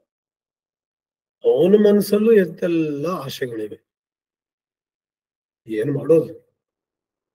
ಶೋಚತಿ ಮುಹ್ಯಮಾನ. ಆದ್ರೆ ಈಗ ಕತೆ ಬದಲಾಗ್ತದೆ. ನಮ್ಮಲ್ಲಿ ಎಲ್ಲ ಕಥೆಗಳು ಕೊನೆಯಲ್ಲಿ ಸುತ್ತಿ ಬಳಸಿ ಸುಖಾಂತವಾಗ್ತವೆ. ಎಂದೆಂದಿಗೂ ಕೂಡ ನಾವು ನರಳಾಡ್ತಾ ಇರುವಂತಹ ಪರಿಸ್ಥಿತಿ ಇಲ್ಲ. ಕ್ರಿಶ್ಚಿಯಾನಿಟಿಯಲ್ಲಿ ಅದೇನೋ ಒಂದು ಕಾನ್ಸೆಪ್ಟ್ ಇದೆ, ಇಟರ್ನಲ್ ಡ್ಯಾಮ್ನೇಷನ್ ಅಂತ. ಯೇಸು ಕ್ರಿಸ್ತನನ್ನ ನೀವು ನಂಬೋದಿದ್ರೆ ಅದ್ಯಾವುದೋ ಒಂದು ಡೇ ಆಫ್ ಜಜ್ಮೆಂಟ್ ಅಂತಿದೆಯಂತೆ. ಆ ದಿನ ನಿಮ್ಮನ್ನ ನಿನ್ನ ಎಷ್ಟು ಬಾರಿ ಅವಕಾಶ ಕೊಡ್ಲಾಯ್ತು ನಿನಗೆ, ಯೇಸು ಕ್ರಿಸ್ತನನ್ನ ಸ್ವೀಕರಿಸು, ಯೇಸು ಕ್ರಿಸ್ತನನ್ನ ನಂಬು, ಯೇಸು ಕ್ರಿಸ್ತನಿಗೆ ಶರಣು ಹೋಗುವಂತ ನೀನು ಮಾತು ಕೇಳಲಿಲ್ಲ, ಹೋಗೀಗ ನರಕಕ್ಕೆ. ಎಷ್ಟು ದಿನ ಸ್ವಾಮಿ? ಎಂದೆಂದಿಗೂ ಇಟರ್ನಲ್ ಹೆಲ್ ಫೈರ್ ಅಂತೆಲ್ಲ ಇದೆ. ಅದು ಕೆಲವು ಕ್ರಿಶ್ಚಿಯನ್ ಒಪ್ಪುವುದಿಲ್ಲ. ಈಗ ಅವರ ಕಣ್ ತೆರೆದಿದೆ, ಹಾಗಾಗ್ಲಿಕ್ಕೆ ಸಾಧ್ಯ ಇಲ್ಲ. ದೇವರು ಅಂತಹ ಕ್ರೂರನಾಗ್ಲಿಕ್ಕೆ ಸಾಧ್ಯವೇ ಇಲ್ಲ. Eternal damnation, you are condemned for ever to hell ಅನ್ನುವಂತಹದ್ದು cannot be so. God cannot be so cruel ಅಲ್ವಾ? ನಮ್ಮ ಸನಾತನ ಧರ್ಮದಲ್ಲಿ ಹಾಗಿಲ್ಲ. ನರಕಕ್ಕೂ ಹೋಗುವವರು ಕೂಡ ಅವರು ತಮ್ಮ ಪಾಪ ಕ್ಷಯವನ್ನೆಲ್ಲ ಮಾಡಿದ ನಂತರ ಮತ್ತೆ ಬರ್ತಾರೆ ಇದಕ್ಕೆ, ನಮ್ಮ ಭೂಮಿಗೆ. ನಮ್ಮಲ್ಲಿ ಅವರಿಗೆ ಅವಕಾಶ ಸಿಗ್ತದೆ. ಹಿಂದಿನ ತಪ್ಪುಗಳಿಂದ ಪಾಠವನ್ನು ಕಲಿತು ಈಗ ಸರಿಯಾಗಿ ನಡೆಯುತ್ತಾ ಮತ್ತೆ ಧರ್ಮ ಸಂಚಯವನ್ನು ಮಾಡ್ತಾರೆ, ಧರ್ಮ ಸಂಪಾದನೆ ಮಾಡ್ತಾರೆ, ಧರ್ಮವನ್ನು ಸಂಪಾದಿಸಿ ಮತ್ತೆ ಮೇಲೆ ಹೋಗ್ತಾರೆ. ಆ ರೀತಿಯಲ್ಲಿ ಇಲ್ಲಿ ಹೇಳಲಾಗಿದೆ. ಈ 2ನೇ ಭಾಗ ಈ 3 ಮಂತ್ರಗಳಲ್ಲಿ ಬಹಳ ಚಂದವಾದದ್ದು. ಜುಷ್ಟಂ ಯದಾ ಪಶ್ಯತಿ ಅನ್ಯಮೀಶಂ. ಇಲ್ಲಿವರೆಗೆ ಈ ಹಕ್ಕಿ ಮರದಲ್ಲಿ ಇಲ್ಲಿಂದ ಅಲ್ಲಿಗೆ ಅಲ್ಲಿಂದ ಇಲ್ಲಿಗೆ ಹಾರ್ತಾ ಬರೇ ಹಣ್ಣು ತಿನ್ನುವ ವ್ಯಾಪಾರ, ಹಣ್ಣು ತಿನ್ನುವಂತಹ ಚೇಷ್ಟೆ. ಈಗ ಬೈ ಚಾನ್ಸ್ ಅದೇನೋ ಪುಣ್ಯ ಪಾಕ ಅಂತಾರ, ಅದಕ್ಕೆ ಅಜ್ಜಿ ಪುಣ್ಯ ಅಂತೇವೆ ನಮ್ಮೂರಲ್ಲಿ. ಯಾವುದೋ ಅಜ್ಜಿ ಪುಣ್ಯದಿಂದ ಮೊದಲನೇ ಹಕ್ಕಿ 2ನೇ ಹಕ್ಕಿಯನ್ನು ನೋಡುತ್ತೆ. ಮೊದಲನೇ ಹಕ್ಕಿ ಜೀವಾತ್ಮ, 2ನೇ ಹಕ್ಕಿ ಪರಮಾತ್ಮ. 2ನೇ ಹಕ್ಕಿ ಪರಮಾತ್ಮವನ್ನು ನೋಡಿದಾಗ ಮೊದಲನೇ ಹಕ್ಕಿ ಆ ಪ್ರಕಾರವಾಗಿ ನೋಡಿ, ಈ ಹಕ್ಕಿ ಸ್ವಲ್ಪ ಮಟ್ಟಿಗೆ ನಂತರವೇ ಇದೆ, ವ್ಯತ್ಯಾಸ ಇಲ್ಲ. ಆದರೆ ದೊಡ್ಡ ವ್ಯತ್ಯಾಸ ಒಂದುಂಟಲ್ಲ, ಮುಖದಲ್ಲಿ ಕಾಂತಿ, ಮುಖದಲ್ಲಿ ಶಾಂತಿ, ಆತ್ಮವಿಶ್ವಾಸ, ನಿರ್ಭಯತೆ, ಪ್ರೇಮ, ಕರುಣೆ, ಎಲ್ಲ ಒಳ್ಳೆ ಗುಣಗಳು ತೋರಿ ಬರ್ತಾ ಇವೆ ಈತನಲ್ಲಿ. ಏನೆಲ್ಲ ನನ್ನಲ್ಲಿ ಇಲ್ವೋ ಅವೆಲ್ಲ ಇವನಲ್ಲಿದೆ. ಇದೆಯಂತ ವಿಚಿತ್ರ. ಮೊದಲೇ ಹಕ್ಕಿ ಜೀವಾತ್ಮ ನನಗೆ ಯಾಕದಲ್ಲ ಅಂತ ಮತ್ತೆ ಆ ಕಡೆ ಈ ಕಡೆ ನೋಡ್ಲಿಕ್ಕೆ ಪ್ರಯತ್ನ ಮಾಡ್ತದೆ. ಆದ್ರೆ ಒಮ್ಮೆ ಆ ಭಗವಂತನ ಒಂದು ಕಿರು ನೋಟ ಸಿಕ್ಕಿದ್ರು ಸಾಕು, ಅಷ್ಟು ಸುಲಭವಾಗಿ ಬಿಡ್ಲಿಕ್ಕೆ ಆಗುದಿಲ್ಲ. ಮತ್ತೆ ಮತ್ತೆ ಆ ಶಾಂತವಾದಂತಹ, ಏನನ್ನು ತಿನ್ನದಿದ್ದರೂ ಮುಗುಳ್ನಗೆ ಬೀರುತ್ತಿರುವಂತಹ ಎರಡನೇ ಹಕ್ಕಿಯನ್ನು ನೋಡುತ್ತಾ ಮೊದಲನೇ ಹಕ್ಕಿ ಸುಮ್ಮನಾಗಿ ಬಿಡ್ತದೆ. ಆ ಭಗವಂತನನ್ನು ನೋಡುತ್ತಾ ನೋಡುತ್ತಾ ಜೀವಾತ್ಮನು ಭಗವಂತನನ್ನು ಹೆಚ್ಚೆಚ್ಚು ಆರಾಧಿಸುತ್ತಾ, ಹೆಚ್ಚೆಚ್ಚು ಆ ಭಗವಂತನನ್ನ ತನ್ನೊಳಗೆ ತೆಗೆದುಕೊಳ್ಳುತ್ತಾ, ಸ್ವೀಕರಿಸುತ್ತಾ, ಎಳೆದುಕೊಳ್ಳುತ್ತಾ,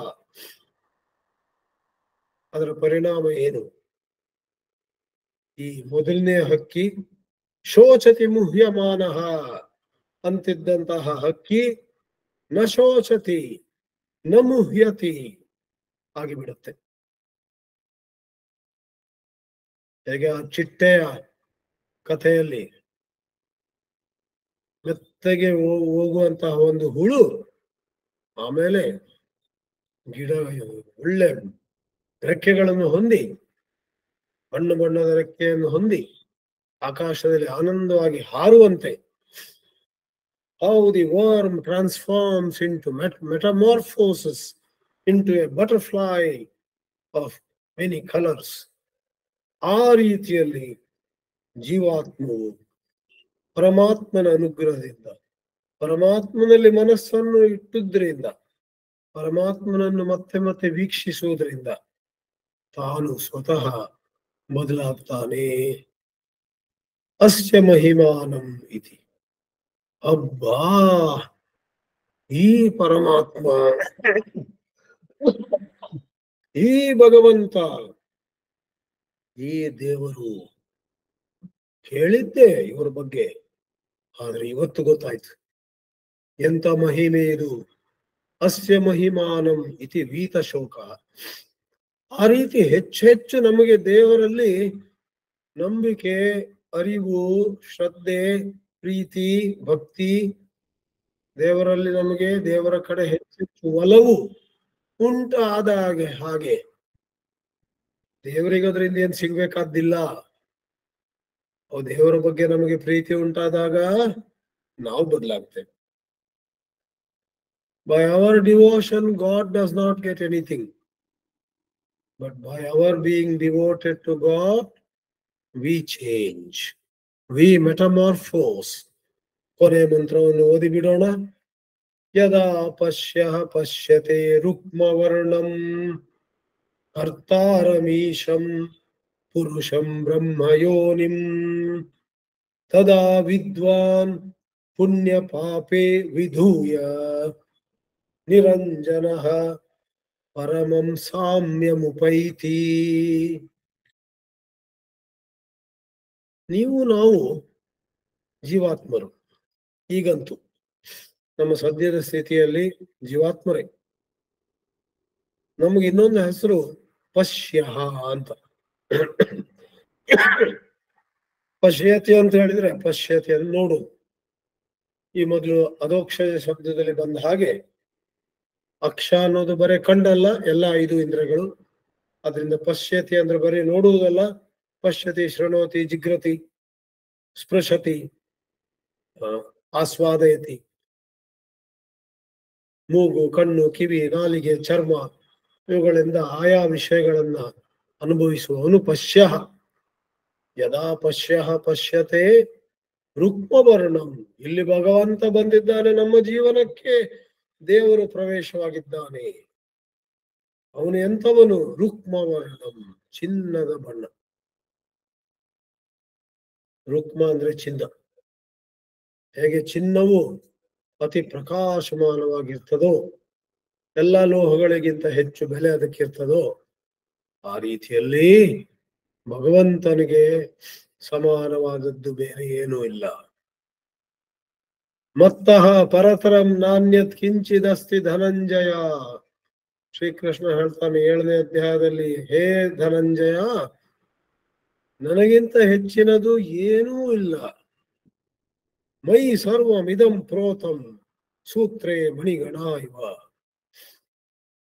ಎಲ್ಲೆಲ್ಲಿ ವೈಭವವನ್ನು ನೀನು ನೋಡ್ತೀಯೋ ಅದೆಲ್ಲ ಆಧಾರದಲ್ಲಿ ನಿಂತಿರುವಂತ. ಹೇಗೆ ಒಂದು ತೆಳ್ಳಗಿನ ದಾರದಲ್ಲಿ ಬೇರೆ ಬೇರೆ ರೀತಿಯ ಮಣಿಗಳು, ಬೇರೆ ಬೇರೆ ರೀತಿಯ ಮುತ್ತುಗಳು, ಬೇರೆ ಬೇರೆ ರೀತಿಯ ಹವಳಗಳು, ಬೇರೆ ಬೇರೆ ರೀತಿಯಾದಂತಹ ಬೆಲೆ ಬಾಳುವಂತಹ ಕಲ್ಲುಗಳನ್ನೆಲ್ಲ ಪೋಣಿಸಲಾಗಿರ್ತದೆಯೋ, ಅವೆಲ್ಲವನ್ನೂ ಆಧರಿಸಿರುವಂತಹದ್ದು ಆ ದಾರ. ಆ ರೀತಿಯಲ್ಲಿ ಮೈ ಸರ್ವಮಿದಂ ಪ್ರೋತಂ ಸೂತ್ರೇ ಮಣಿಗಣ ಇವ ಮತ್ತಃ ಪರತರಂ ನಾಣ್ಯತ್ ಕಿಂಚಿದಸ್ತಿ ಧನಂಜಯ ಅಂತ ಶ್ರೀಕೃಷ್ಣ ಗೀತೆಯ 7ಮ ಅಧ್ಯಾಯದಲ್ಲಿ ಹೇಳ್ತಾನೆ.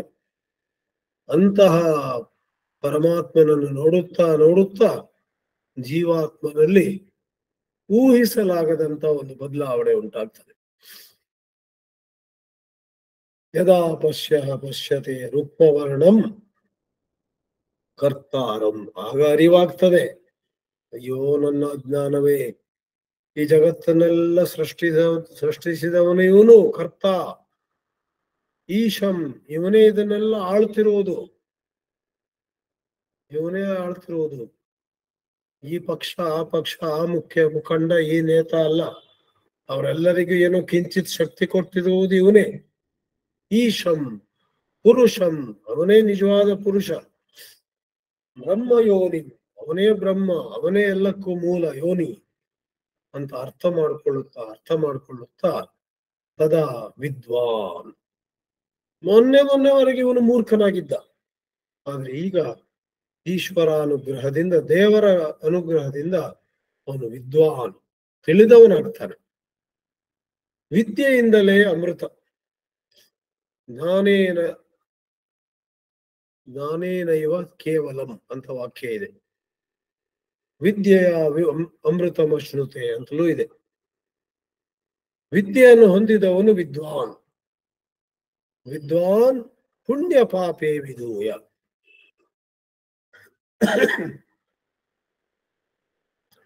ಇಲ್ಲೂ 2 ಸಣ್ಣ ಅಭಿವ್ಯಕ್ತಿಗಳು ಯಾವ ಅದ್ವೈತಕ್ಕೆ ಪರವಾಗಿರುವ ಹಾಗೆ ತೋರ್ತದೆ. ಅಲ್ಲ, ಮಧ್ವಾಚಾರ್ಯರು, ರಾಮಾನುಜಾಚಾರ್ಯರು ಅದಕ್ಕೆ ಬೇರೆ ರೀತಿಯಲ್ಲಿ ಅರ್ಥ ಕೊಡ್ತಾರೆ ಬಿಡಿ.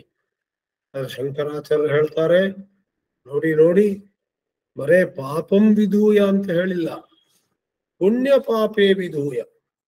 ಪುಣ್ಯವೂ ಇಲ್ಲ, ಪಾಪವೂ ಇಲ್ಲ, ಅವೆಲ್ಲವನ್ನು ಎಸೆದು, ಅವೆಲ್ಲವನ್ನು ದೂರ ಎಸೆದು ಅವೆಲ್ಲವನ್ನು ಕೊಡವಿ ಏನ್ ಮಾಡ್ತದೆ? ಪರಮಂ ಸಾಮ್ಯ ಉಪೈತಿ. ಒಂದು ಪುಣ್ಯ ಮತ್ತು ಪಾಪ ಎರಡನ್ನೂ ಮೀರಿ ಹೋಗುವಂತಹದ್ದು. ಅದ್ವೈತದಲ್ಲಿ ಅಸಚ್ಚಿತ್ ಅನ್ನುವಂತ ತತ್ವದಲ್ಲಿ ಒಳಿತೂ ಇಲ್ಲ, ಕೆಡತೂ ಇಲ್ಲ, ಕೆಟ್ಟದೂ ಇಲ್ಲ, ಒಳ್ಳೆಯದೂ ಇಲ್ಲ. ನಿಷ್ಕಾರಣವಾದ ಒಳ್ಳೆತನ ಅಲ್ಲಿದೆ, ಸಾಪೇಕ್ಷವಾದ ಅಥವಾ ಸಕಾರಣವಾದ ಒಳ್ಳೆತನ ಇಲ್ಲ. ನಿರಪೇಕ್ಷವಾದದ್ದು. Absolute goodness, that's different. Relative goodness, comparative goodness, because of this goodness, because of that, ಅದೆಲ್ಲ ಹೋಯ್ತು. ಪುಣ್ಯ ಪಾಪೇ ವಿಧೂಯ. ಮತ್ತೆ ಇನ್ನೂ ಮುಖ್ಯವಾಗಿ ಈ ಮಂತ್ರ ಹೇಳುತ್ತೆ, 3ನೇ ಮಂತ್ರ, ಮೊದಲನೇ ಪಕ್ಷಿ ಅಳ್ತಿತ್ತಲ್ಲ, 2ನೇ ಪಕ್ಷಿಯ ಜೊತೆ ಸಾಮ್ಯಂ ಉಪೈತಿ ಅಂದ್ರೆ ಸಮತ್ವವನ್ನು ಹೊಂದುತ್ತೆ. ಸಾಮ್ಯ ಅಂದ್ರೆ ಸಮತೆ, equality, identity. As though that is not enough, ಪರಮಂ ಸಾಮ್ಯಂ ಉಪೈತಿ, ಸುಪ್ರೀಂ ಒನ್ನೆಸ್. ಅದನ್ನ ಶಂಕರಾಚಾರ್ಯರು ಹೆಚ್ಚು ಒತ್ತಿ ಹೇಳ್ತಾರೆ. ಲುಕ್ ಹಿಯರ್, ನೋಡು ಇಲ್ಲಿ. ಮುಂಡಕೋಪನಿಷತ್ ಮಂತ್ರ ಹೇಳಿದೆ, ಸರಿಯಾದ ಜ್ಞಾನದಿಂದ ಜೀವವು ತನ್ನ ಜೀವತ್ವವನ್ನೇ ತೊಲಗಿಸಿಕೊಂಡು ಕಳೆದುಕೊಂಡು ಪರಮಾತ್ಮನಲ್ಲಿ ಒಂದಾಗತ್ತೆ. ಇವನೇ ಅವನು, ಅವನೇ ಇವನು ಅನ್ನುವಂಥದ್ದಾಗತ್ತೆ ಅಂತೆಲ್ಲ ಹೇಳ್ತಾರೆ. ನಮಗೆ ಅದೆಲ್ಲ ಜಗಳ ಬೇಡ. ನಾವು ಪರಮಾತ್ಮನ ಜೊತೆ ಒಂದಾಗ್ಲಿ ಅಥವಾ ಒಂದು 10 ಅಡಿ ಕೆಳಗೆ ನಿಂತವರಾಗ್ಲಿ, ನಮಗೆ ಒಟ್ಟಾದ್ರೆ ಪರಮಾತ್ಮನ ಹತ್ತಿರ ಬರುವುದರಷ್ಟು ದೊಡ್ಡ ಭಾಗ್ಯ ಬೇರೆ ಏನಿಲ್ಲ. ಹತ್ತಿರ ಬಂದ್ರು ಸಾಕು, ಒಂದಾದ್ರೂ ಚಿಂತೆ ಇಲ್ಲ. ದ್ವೈತವೋ ಅದ್ವೈತವೋ ವಿಶಿಷ್ಟಾದ್ವೈತವೋ ಶುದ್ಧಾದ್ವೈತವೋ ಮತ್ತೊಂದ್ಯಾವುದೋ ಇನ್ನೊಂದ್ಯಾವುದೋ, ನಮ್ಮ ಈ ದೇಶದಲ್ಲಿ ಭಾರತದ ಮಣ್ಣಿನಲ್ಲಿ ಎಷ್ಟೋ ಸಿದ್ಧಾಂತಗಳು ಬಂದಿದ್ದಾವೆ, ಹೋಗಿದ್ದಾವೆ, ಅಥವಾ ಅವೆಲ್ಲವೂ ಕೂಡ ಅಲ್ಲಲ್ಲಿ ವಿರಾಜಮಾನವಾಗಿದ್ದಾವೆ. ಅವೆಲ್ಲವೂ ಕೂಡ ಹಲವಾರು ಕಡೆಯಲ್ಲಿ ವಿರಾಜಿಸುತ್ತಿದ್ದಾವೆ. ನೀವು ಅಯೋಧ್ಯೆಗೆ ಹೋಗಿ, ಅಥವಾ ಕಾಶಿಗೆ ಹೋಗಿ, ಮಥುರಾ ಬೃಂದಾವನ ಹೋಗಿ, ಋಷಿಕೇಶ್ ಹರಿದ್ವಾರ ಹೋಗಿ, ಅಲ್ಲಿ ನೀವು ನೋಡ್ತೀರಾ ಶಾಂಕರ ಮಠಗಳು ಇವೆ, ಮಾಧ್ವ ಮಠಗಳು ಇವೆ, ಮತ್ತೆ ರಾಮಾನುಜ ಮಠಗಳು ಇವೆ, ವಲ್ಲಭಾಚಾರ್ಯರ ಮಠಗಳು ಇವೆ. ಯಾವಾಗ ಬಂದ್ ಸ್ವಾಮೀಜಿ ಅಂದ್ರೆ, ಅಯ್ಯೋ ಇದು ಆ ಕಾಲದಿಂದ ಇದೆ. ಇದು ಈ ಬೇರೆ ಬೇರೆ ಸಂಪ್ರದಾಯಗಳು ದೇಶದ ಉದ್ದಗಲಕ್ಕೂ ಹರಡಿದ್ದವು, ಈಗಲೂ ಕೂಡ ಅವೆಲ್ಲವೂ ಇವೆ ಅಲ್ಲಿ. ಸಂತೋಷದ ವಿಷಯ. ಬೇರೆ ಬೇರೆ ರೀತಿಯ ದೃಷ್ಟಿಗಳು, ಬೇರೆ ಬೇರೆ ಸಿದ್ಧಾಂತಗಳು ಇಲ್ಲಿ ಚೆನ್ನಾಗಿ ಬೇರೂರಿ, ಚೆನ್ನಾಗಿ ಅವೆಲ್ಲವೂ ಕೂಡ ಪೋಷಣೆ ಇಲ್ಲಿ ಸಿಕ್ಕಿವೆ. ಈಗಲೂ ಕೂಡ ಭಾರತೀಯರಿಗೆ ಒಂದು ತಮ್ಮ ಎದುರು ಆಯ್ಕೆ ಸಿಗುತ್ತೆ. ನಿಮ್ಗೆ ಯಾವುದು ಹೆಚ್ಚು ರುಚಿಸ್ತದೆಯೋ, ಯಾವುದರಿಂದ ನಿಮಗೆ ನಿಮ್ಮೊಳಗೆ ಒಂದು ಹೆಚ್ಚಿನ ಸ್ಫೂರ್ತಿ, ಹೆಚ್ಚಿನ ನೆಮ್ಮದಿ, ಯಾವುದರಿಂದ ನಿಮಗೆ ಬದುಕು ಹೆಚ್ಚು ಅರ್ಥಪೂರ್ಣವಾಗುತ್ತೋ ಅದನ್ನ ತಗೊಳ್ಳಿ. ಯಾರು ಬೇಡ ಅಂತಾರೆ? ಆ ರೀತಿಯಲ್ಲಿ ಒಂದು ವಿಚಾರ ಸ್ವಾತಂತ್ರ್ಯ. ಆದ್ರಿಂದ ಈ 2 ಹಕ್ಕಿಗಳ ದೃಷ್ಟಾಂತದಲ್ಲಿ ವಿಲವಿಲನೆ ಒದ್ದಾಡುತ್ತಿದ್ದಂತಹ ಮೊದಲನೇ ಹಕ್ಕಿ 2ನೇ ಹಕ್ಕಿಯನ್ನು ನೋಡುತ್ತಾ ನೋಡುತ್ತಾ, ಏನನ್ನು ತಿನ್ನದಿದ್ದರೂ ನಗುಮುಖದ 2ನೇ ಹಕ್ಕಿಯನ್ನ ನೋಡಿಯೇ ಯದಾ ಪಶ್ಯತಿ, ನೋಡಿದ್ರೆ ಸಾಕು, ನೋಡುತ್ತಾ ಇರು. ಬಹಳ ಅದ್ಭುತವಾದ ಮಾತಿದು. ಆದ್ರಿಂದ ನಿಮಗೆ ನಮಗೆ ಕೂಡ ಎಂತಹ ಒಂದು ಒಳ್ಳೆಯ ಸಂದೇಶ ಇದು ಅಂತ ಹೇಳಿದ್ರೆ, ನಾವು ಮತ್ತೇನು ಮಾಡ್ಬೇಕಾಗಿಲ್ಲ. ದಿನವೂ ಕೂಡ ಆ ಭಗವಂತನ ಆದಷ್ಟು ಧ್ಯಾನಿಸಬೇಕು, ಅವನ ಮಹಿಮೆಯನ್ನ ನೋಡ್ಬೇಕು, ಅವನ ಮಹಿಮೆಯನ್ನ ಅರಿಯಬೇಕು. ನಮಗೆ ಸ್ವತಃ ಅರಿಯಲಿಕ್ಕೆ ಕಷ್ಟವಾದ್ರೆ ಯಾರಾದ್ರೂ ಹೇಳುವವರನ್ನ ಸಮೀಪಿಸಿ, ಅದ್ಯಾಕೆ ಸ್ವಾಮಿ ಆ ಮಹಾವಿಷ್ಣುವನ್ನ ಅಷ್ಟೊಂದು ಹೊಗಳ್ತಿದ್ದೀರಲ್ಲ, ಏನುಂಟು ಅವನಲ್ಲಿ ಅಂತ. ಶ್ರೀರಾಮಾನುಜಾಚಾರ್ಯರ ಜೀವನ ಚರಿತ್ರೆಯಲ್ಲಿ ಒಂದು ಬರ್ತದೆ. ಎಲ್ಲ ಒಂದ್ ಕಡೆ ಒಬ್ಬ ವ್ಯಾಪಾರಿ ತನ್ನ ಹೆಂಡತಿಯ ಕಡೆ ಎಷ್ಟೋ ಆಸಕ್ತನಾಗಿದ್ದ ಅಂತ ಹೇಳಿದ್ರೆ, ಅವನು ಬಹಳ ಪ್ರಾಪಂಚಿಕವಾಗಿ ಉಳಿದಿದ್ದ. ಆದ್ರೆ ರಾಮಾನುಜಾಚಾರ್ಯರಿಗೆ ಒಂದು ಸಾರಿ ಅವನನ್ನು ನೋಡಿದ ಕೂಡಲೇ ಗೊತ್ತಾಗ್ತದೆ, ಈ ವರ್ತಕನಲ್ಲಿ, ಈ ವ್ಯಾಪಾರಿಯಲ್ಲಿ ವಿಶೇಷವಾದ ಆಧ್ಯಾತ್ಮಿಕ ಸಾಧ್ಯತೆಗಳಿವೆ. ರಾಮಾನುಜಾಚಾರ್ಯರು ಅವನನ್ನು ಕರೀತಾರೆ, ನೀನು ಯಾವಾಗ್ಲೂ ನಿನ್ನ ಪತ್ನಿಯ ಮುಖವನ್ನ ಧ್ಯಾನಿಸ್ತೀಯ, ಗೊತ್ತು ನನಗೆ. ನಿನ್ನ ಪತ್ನಿಯ ಮುಖಕ್ಕಿಂತ 1000 ಪಟ್ಟು ಹೆಚ್ಚು ಚಂದದ ಒಂದು ಮುಖವನ್ನು ತೋರಿಸಿದ್ರೆ ಏನಾಗ್ತದೆ ನಿನಗೆ ಅಂತ ಕೇಳಿದ್ರು. ಅವನು ನಕ್ಕು ಬಿಡ್ತಾನೆ, ಅದು ಸಾಧ್ಯವೇ ಇಲ್ಲ. ಈ ಪ್ರಪಂಚದಲ್ಲಿ ನನ್ನ ಪತ್ನಿಯಗಿಂತ ಸ್ವಲ್ಪ ಕೂಡ ಚಂದ ಹೆಚ್ಚಿರುವವರು ಯಾರಿಲ್ಲ.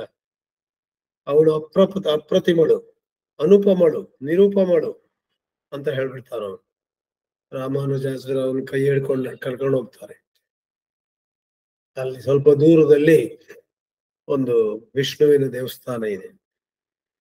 ರಾಮಾನುಜಾಚಾರ್ಯ ಅನುಗ್ರಹ, ಕೃಪೆ, ಅವನನ್ನು ಕರ್ಕೊಂಡೋಗಿ ಒಮ್ಮೆ ನೋಡು ಅಂತ. ಅವನು ಆ ಮಹಾವಿಷ್ಣುವಿನ ಮುಖವನ್ನು ನೋಡ್ತಾನೆ. ಬಂದಿದ್ದ ಕಾಣ್ತದ ಅವನು ಆ ದೇವಸ್ಥಾನಕ್ಕೆ 1-2 ಸಾರಿ ಮೊದಲು, ಆದ್ರೆ ಆಗ ಅಂದಾಜಾಗ್ಲಿಲ್ಲ. ಈಗ ನೋಡ್ತಾನೆ, ಅಬ್ಬಾ, ಭಗವಂತನ ಮುಖದಲ್ಲಿರುವಂತಹ ಶೋಭೆ, ಅಲ್ಲಿರುವಂತಹ ಕಾಂತಿ, ಅಲ್ಲಿರುವಂತಹ ಎಲ್ಲಾ ರೀತಿಯ ಸದ್ಗುಣಗಳು ಎಲ್ಲೂ ಸಿಗೋದಿಲ್ಲ. ಅದೇ ಕ್ಷಣ ಅವನು ಬದಲಾಗ್ತಾನೆ. ಶ್ರೀರಾಮಾನುಜಾಚಾರ್ಯರ ಜೀವನ ಚರಿತ್ರೆ ನೀವು ನೋಡಿ, ಆ ಒಂದು ಪವಾಡವನ್ನು ಅವರು ಮಾಡಿದ್ರು.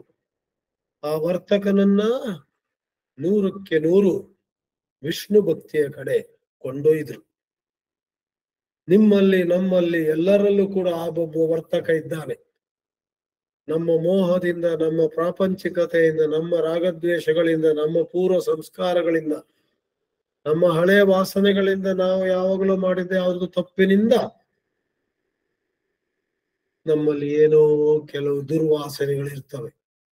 ಆ ಗುರುವಿನ ಅನುಗ್ರಹವಾದ್ರೆ, ಆ ದೇವರ ಕೃಪೆ ನಮ್ಮ ಮೇಲೆ ಉಂಟಾದ್ರೆ, ಆಗ ಭಗವಂತನಲ್ಲದೆ ಬೇರೆ ಎಲ್ಲಿಯೂ ಕೂಡ ನನಗೆ ನೆಮ್ಮದಿ ಸಿಗಲಿಕ್ಕೆ ಸಾಧ್ಯ ಇಲ್ಲ. ಭಗವಂತನೇ ನನಗೆ ಬೇಕು. ಇನ್ನಷ್ಟು ಬೇಕೆನ್ನ ಹೃದಯಕ್ಕೆ ರಾಮ. ರಾಮ, ನೀನೇ ನನ್ನ ಹೃದಯಕ್ಕೆ ಇನ್ನು ಹೆಚ್ಚೆಚ್ಚು ಬೇಕು ಅನ್ನುವುದು ಬರೇ ಹಾಡಾಗಿ ಉಳಿಯುವುದಿಲ್ಲ. ಅದು ಸತ್ಯವಾಗಿಯೂ ಕೂಡ ನಮ್ಮ ಬಯಕೆ ಆಗ್ತದೆ, ನಮ್ಮ ಧೋರಣೆ ಆಗ್ತದೆ, ನಮ್ಮ ನಿಲುವಾಗಿರ್ತದೆ. ಜೀವನದಲ್ಲಿ ನನಗೆ ಮುಖ್ಯವಾಗಿ ಭಕ್ತಿ ಬೇಕು, ಕೃಷ್ಣ ಭಕ್ತಿ ಬೇಕು, ಅಥವಾ ಶಿವಭಕ್ತರು ಶಿವಭಕ್ತಿ ಬೇಕು ಅಂತ ಹೇಳ್ತಾರೆ. ಭಕ್ತಿ ನಾವಂ ಪ್ರಯಚ್ಛ, ಭಕ್ತಿ ಎನ್ನುವಂತಹ ದೋಣಿಯನ್ನು ನನಗೆ ಒದಗಿಸು. ಭಕ್ತಿಯೇ ನನ್ನನ್ನ ದಾಟಿಸುತ್ತೆ ಈ ಸಂಸಾರ ಅರಣವನ್ನ ಅನ್ನುವಂಥದ್ದೆಲ್ಲ ಕೂಡ ಸತ್ಯವಾಗ್ತದೆ. ಆದ್ರಿಂದ ಸ್ನೇಹಿತರೆ, ಇವತ್ತು ನೋಡಿರುವಂತಹದ್ದು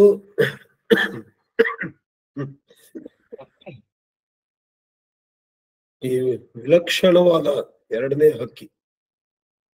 ಕೊನೆಯದಾಗಿ ಒಂದು ಮಾತು, ಈಗ ಒಂದು 2 ತಿಂಗಳಿಗೆ ನಾವು ಒಂದು ಸಣ್ಣ ಶಿಬಿರ ಮಾಡುತ್ತಿದ್ದೇವೆ. ಕೋಲಾರದ ಹತ್ರ ಒಂದು ಪ್ರಕೃತಿ ಚಿಕಿತ್ಸೆಯ ಮೂಲಕ, ಅಥವಾ ಪ್ರಕೃತಿಯ ಜೊತೆಗೆ ಬದುಕುವಂತಹ ಜೀವನವೇ ದೊಡ್ಡ ಔಷಧ, ಚಿಕಿತ್ಸೆಯೂ ಅಲ್ಲ. ಪ್ರಕೃತಿಯ ಜೊತೆ ಇರುವುದರಿಂದಲೇ ನಮ್ಮ ರೋಗಗಳೆಲ್ಲ ಗುಣವಾಗ್ತವೆ ಅಂತ ಒಂದು ಸ್ಥಳ ಇದೆ ಅಲ್ಲಿ.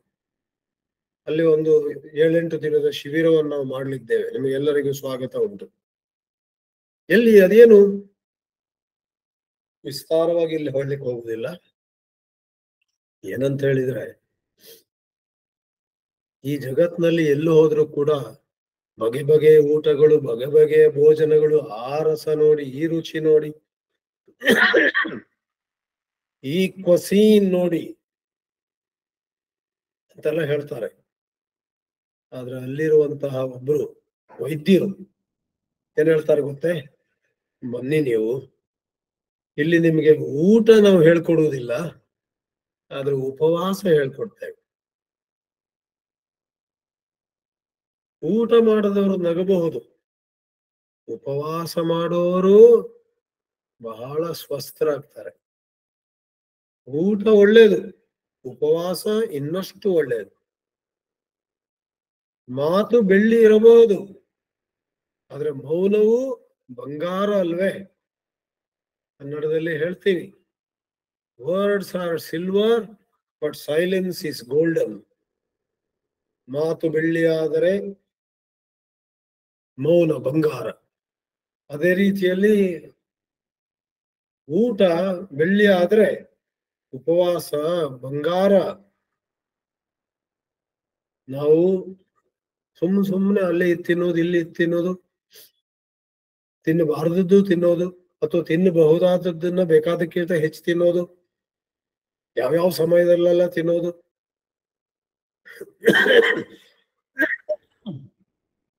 ಹಾಗೆ ಮಾಡಿ ನಮ್ಮ ಆರೋಗ್ಯವನ್ನು ನಾವು ಹಾಳು ಮಾಡ್ಕೊಂಡಿದ್ದೀವಿ. ಆದ್ರಿಂದ ಒಂದು ಶಿಬಿರ ಮಾಡ್ತಾ ಇದ್ದೇವೆ. ಅದರ ಹೆಸರು ಏನ್ ಗೊತ್ತೇ? ಆ ಶಿಬಿರ. ಬೆಂಗಳೂರಿನಲ್ಲಿ ಇದ್ದವರಿಗೆಲ್ಲ ಹೆಚ್ಚು ದೂರ ಇಲ್ಲ, 1-1.5 ಗಂಟೆಯಲ್ಲಿ ಬರ್ಬೋದು ನೀವು ಅಲ್ಲಿಗೆ. ಆ ಶಿಬಿರ. ಅಂದ್ರೆ ಅಧ್ಯಾತ್ಮ, ಆ ಅಂದ್ರೆ ಆರೋಗ್ಯ. ಅಲ್ಲಿ ಬರೀ 2 ಕ್ಲಾಸ್ಗಳು ಇರ್ತವೆ. ಈ ಗೀತೆ ಉಪನಿಷತ್ತೆಲ್ಲ 2 ಇರ್ತದೆ. ಮಿಕ್ಕಿದ ಸಮಯದಲ್ಲಿ ಅಲ್ಲಿರುವವರು ಒಬ್ರು ವೈದ್ಯರಿದ್ದಾರೆ, ಮಾರ್ಗದರ್ಶಕರಿದ್ದಾರೆ. ಅವರು ಕೆಲವರಿಗೆ ಬೊಜ್ಜಿರಬಹುದು, ಒಬಿಸಿಟಿ, ಕೆಲವರಿಗೆ ಮಧುಮೇಹ ಇರಬಹುದು, ಇನ್ನು ಕೆಲವರಿಗೆ ರಕ್ತದ ಒತ್ತಡ ಇರಬಹುದು, ಮತ್ ಕೆಲವರಿಗೆ ಸೊಂಟ ನೋವು, ಮತ್ ಕೆಲವರಿಗೆ ಕಾಲು ನೋವು, ಮತ್ ಕೆಲವರಿಗೆ ತಲೆನೋವು, ಮತ್ ಕೆಲವರಿಗೆ ಅಥವಾ ಮತ್ ಕೆಲವರು ಬೇರೆಯವ್ರಿಗೆ ನೋವಾಗಿರ್ಬೋದು. ನಮ್ಗೆ ಯಾವ ನೋವಿಲ್ಲ ಸ್ವಾಮಿ, ಬಟ್ ನಾವು ಹೋದಲ್ಲೆಲ್ಲ ಬೇರೆಯವ್ರಿಗೆ ನೋವಾಗ್ತದೆ, ಏನ್ ಮಾಡ್ಲಿ. ಅದಕ್ಕೂ ಒಂದು ಪ್ರಕೃತಿ ಚಿಕಿತ್ಸೆ ಇರಬಹುದು. ಒಟ್ಟಾದ್ರೆ ಆ ಶಿಬಿರ, ಅಧ್ಯಾತ್ಮ ಆರೋಗ್ಯ ಶಿಬಿರ ಅಂತ ನಾವು ಮೇ ತಿಂಗಳಲ್ಲಿ ಆಯೋಜನೆ ಮಾಡುತ್ತಿದ್ದೇವೆ. 30 ಜನ ಸೇರ್ಬಹುದಂತ ಹೇಳಿದ್ದಾರೆ. ನಾನಂತೂ ಅದರಿಂದ ಲಾಭ ಪಡೆಯಕ್ಕಿಂತ ಉತ್ಸುಕನಾಗಿದ್ದೇನೆ. Looking forward to it. ಈ ವಿಷಯದ ಈ ದಿನದ ವಿಷಯಕ್ಕೆ ಏನ್ ಸಂಬಂಧ? ಉಪವಾಸದಿಂದ ನಾವು ಒಳ್ಳೆಯ ಆರೋಗ್ಯ, ಒಳ್ಳೆಯ ಲವಲವಿಕೆ, ಒಳ್ಳೆಯ ಹುರುಪು, ಹೊಸ ಚೈತನ್ಯ, ಎಲ್ಲವೂ ಹೊಸದು. 10 ಜನ ನಮ್ಮನ್ನು ದೂರದಿಂದ ಮೆಚ್ಚದೇ ಇರ್ಬೋದು, ಏನು ಎಲ್ಲ ಅಂತ ಗಟ್ಟುಮುಟ್ಟಾಗಿಲ್ಲ ಅಂತ. ಯಾರಿಗ್ ಬೇಕು ಸ್ವಾಮಿ ಆ ಗಟ್ಟುಮುಟ್ಟಾಗಿರೋದು? ಅಥವಾ ನಾವೇನು ಸೌಂದರ್ಯ ಸ್ಪರ್ಧೆಗೆ ಹೋಗ್ಬೇಕಾ? ನಾವೇನು ಎಷ್ಟೋ ಕೆಜಿ ಎತ್ತಬೇಕಾ? ಅದೆಲ್ಲ ಬೇಡ ನಮ್ಗೆ. ನಮ್ಮೆಲ್ಲ ಅಂಗಾಂಗ ವ್ಯವಸ್ಥೆಗಳು ಚೆನ್ನಾಗಿ ನಡೀತಾ ಇದ್ದು, ನಾವು ಪ್ರೀತಿಯಿಂದ, ಪ್ರೇಮದಿಂದ, ವ್ಯವಹಾರದಲ್ಲಿ ಪ್ರಾಮಾಣಿಕತೆಯಿಂದ 10 ಜನರಿಗೆ ಉಪಕಾರ ಮಾಡುತ್ತಾ, ನಮಗೆ ಉಪಕಾರ ಬೇಕಾದಾಗ ಯಾವ ಸಂಕೋಚ ಇಲ್ಲದೆ ತೆಗೆದುಕೊಳ್ಳುತ್ತಾ, life is give and take. ಕೊಡಬೇಕಾದಾಗ ಕೊಡುತ್ತಾ, ತೆಗೆದುಕೊಳ್ಳಬೇಕಾದಾಗ ತೆಗೆದುಕೊಳ್ಳುತ್ತಾ, ಒಳ್ಳೆ ರೀತಿಯಲ್ಲಿ ಮುಂದೆ ಹೋದ್ರೆ ಅದೇ ದೊಡ್ಡದಲ್ವೇ? ಅದಕ್ಕಾಗಿ ಅನಶ್ನನ್ ಅನ್ಯೋ ಅಭಿಚಾಕಶೀತಿ, ತಿನ್ನದೆ ಮುಖದಲ್ಲಿ ಮಂದಹಾಸ ಬರುವಂತಹದ್ದು ಸಾಧ್ಯವಿದೆಯೇ? ಸಾಧ್ಯವಿದೆ. ಅದೇ ಆಧ್ಯಾತ್ಮಿಕ ಔನ್ನತ್ಯ ಅನ್ನುವುದನ್ನ ಅಧ್ಯಾತ್ಮ ಪ್ರವಚನಗಳು ಮತ್ತು ವ್ಯಾವಹಾರಿಕವಾಗಿ ಪ್ರಾಕ್ಟಿಕಲಿ ಅಲ್ಲಿ ಆ 7-8 ದಿವಸ ನಮ್ಮ ಜೀವನ ಶೈಲಿಯಲ್ಲಿ ಒಂದು ಹೊಸತನವನ್ನ ತಂದುಕೊಳ್ಳುವ ಪ್ರಯತ್ನ ಮಾಡಲಿದ್ದೇವೆ. ಇಷ್ಟು ಹೇಳಿ ಇವತ್ತಿನ ಮಾತನ್ನು ಮುಗಿಸೋಣ. ಪ್ರಶ್ನೆ ಅಥವಾ ನಿಮ್ಮ ಯಾವ್ದಾದ್ರು ಟಿಪ್ಪಣಿ ಇದ್ರೆ ಖಂಡಿತವಾಗಿ ಹೇಳಿರಿ. ಓಂ ನಮೋ ಭಗವತೆ ವಾಸುದೇವಾಯ.